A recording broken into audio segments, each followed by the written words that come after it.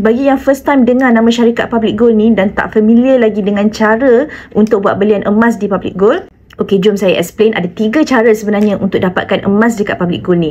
Dan dia sangat-sangat simple dan sangat-sangat mudah, and dia mesra poket tuan-puan. Tapi sebelum saya explain further, jangan lupa untuk save video ni supaya senang nak rujuk balik nanti.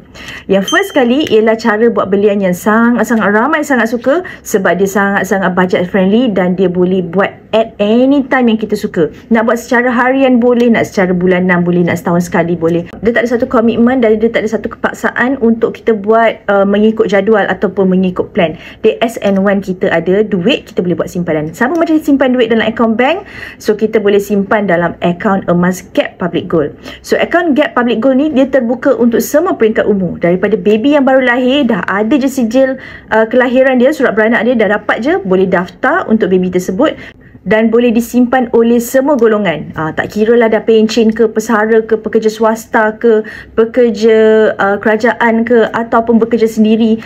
It doesn't matter apa background you boleh buat simpanan dalam akaun Gap tersebut. So akaun Gap ni sangat-sangat simple. Sebab apa ramai sangat suka? Sebab dengan simpanan serendah RM100, you all boleh menabung emas dalam akaun tersebut. Setiap kali buat belian serendah RM100 tadi, RM100 tadi tu kita tak akan nampak dalam akaun, tapi apa yang kita akan nampak dalam akaun ialah gram emas yang akan terkumpul dalam akaun tersebut.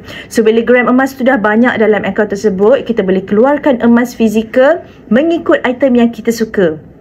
Dan boleh simpan sendiri. Kalau rasa tak nak keluarkan emas fizikal tu pun no problem, boleh simpan dan tinggalkan je dalam akaun tu.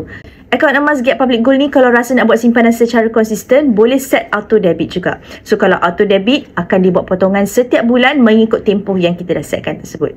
Kalau rasa dah tak nak buat secara auto debit, nak buat secara manual, no problem, boleh batalkan auto debit tersebut. Cara yang kedua ialah buat belian secara fizikal macam ni. Pegang emas fizikal dalam tangan seperti ini, simpan sendiri. So bagi tuan-puan yang ada bajet mencukupi untuk bayar secara full, boleh buat belian emas fizikal ni dengan kaedah bayaran penuh. So buat bayaran secara penuh, nanti boleh request emas tu untuk dihantar terus kepada kita bagi item yang kecil.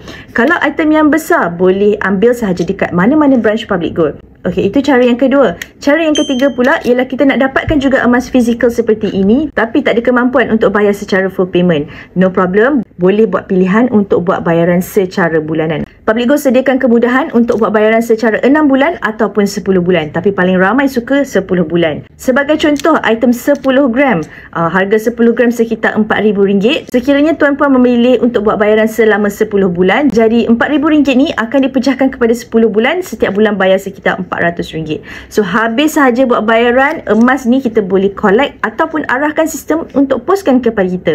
Sangat-sangat simple, ramai sangat suka kaedah yang pertama iaitu akaun Gap tadi, dan juga yang ketiga buat belian secara easy payment purchase.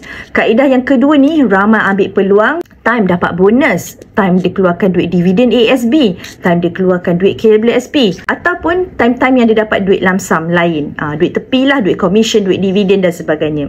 Jadi mana satu pilihan anda. Kalau rasa tak tahu nak pilih yang kaedah mana satu, ikut kesesuaian masing-masing, jangan risau, boleh hubungi saya untuk saya advise sebaiknya.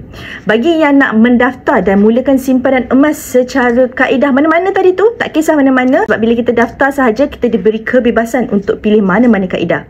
So apa yang tuan-puan perlu buat, hanya perlu klik link di profil saya, mendaftar secara percuma, tak ada sebarang bayaran dikenakan untuk pendaftaran. Bila you klik sahaja dekat profil saya tu, bukan sahaja ada step by step untuk mendaftar, tapi ada step by step dan tutorial yang lengkap untuk buat belian mana-mana kaedah tadi tu.